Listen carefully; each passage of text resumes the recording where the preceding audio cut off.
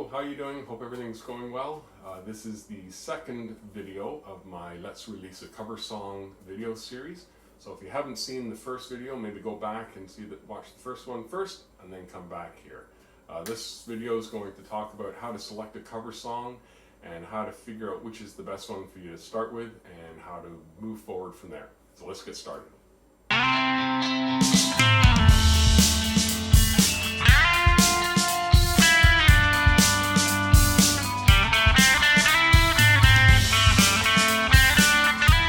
The best advice I can give you for picking a cover song is, if you're new to playing music, pick something simple. Start off with something very easy to play. There's a lot of beginner songs out there, or a lot of songs, not necessarily even beginner, just a lot of songs that are fairly easy to play. Some just one or two chords, maybe 3 or 4 chords. Start off with that. It helps you get your sort of musical chops going, and then also you can get it done a bit quicker, so you can actually get a song completed. Now, there's no problem picking a really difficult, complicated song. If that's what you want to do, go for it. And that's all the power to you, which is great. It will take a bit longer, and it can take a little bit longer to sort of get the success going, because it's going to take a lot longer to get one song out, where you can maybe do a few more simpler songs and have 1 or 2 simpler songs released. And each time you record a song, each time you mix a song, each time you master it, each time you release it, it becomes easier and easier, and you get more and more experience each time you do that. So I found, I've played music forever. I've never really gotten into recording. Now today, with today's technology, I have a full recording studio here in my house, and I'm able to get radio ready recorded music with all the stuff that I have here, just like anyone else can. Each song I do and release, I find that I get better and better and better at it. So you learn more every time you do it. So start off small. I started off with very, very simple songs. Horse with No Name, very easy song to play. Started off with that one. Learned a lot from that, and I developed from there, and then I'm slowly getting into more and more complicated songs, and so it works out well by starting small. Gives you the confidence, and then you get a few more songs released. And if you're looking to do a YouTube channel like this or a Spotify channel, the more songs you get out, the more exposure you get. If you have one really awesome, great song, that's great. Or you could have maybe 3 or 4 really good songs. You get more sort of audience reach and a little more credibility. So that's my advice. That's the way I've been doing it.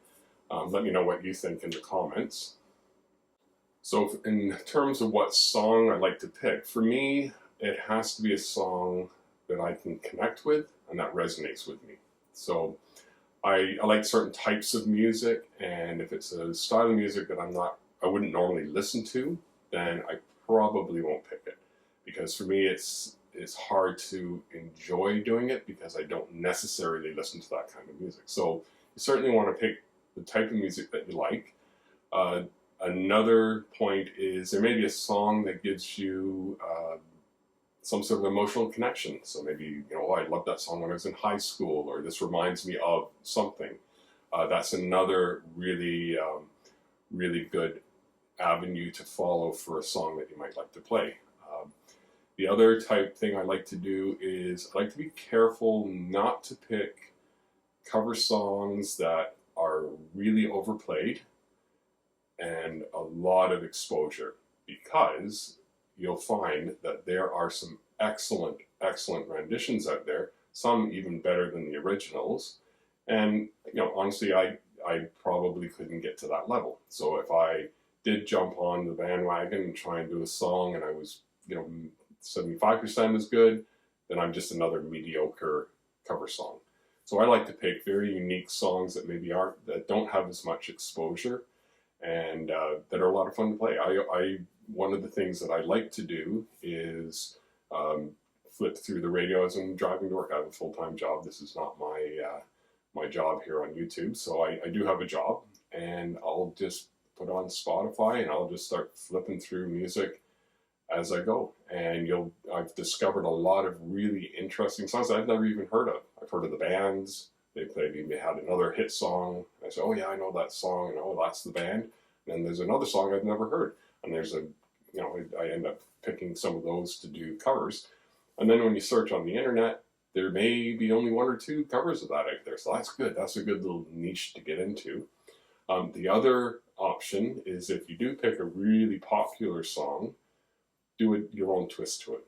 Now, I heard the song One by U2.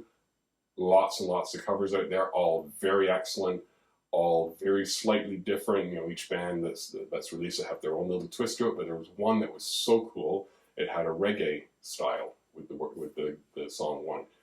Very cool. So that one really resonated. So that was kind of neat. So if you can do something like that, where you can pick a song and then do a different style to it, that's your own unique way, then that's cool too. That'll give you a fairly good audience. And then also it's a lot of fun to play.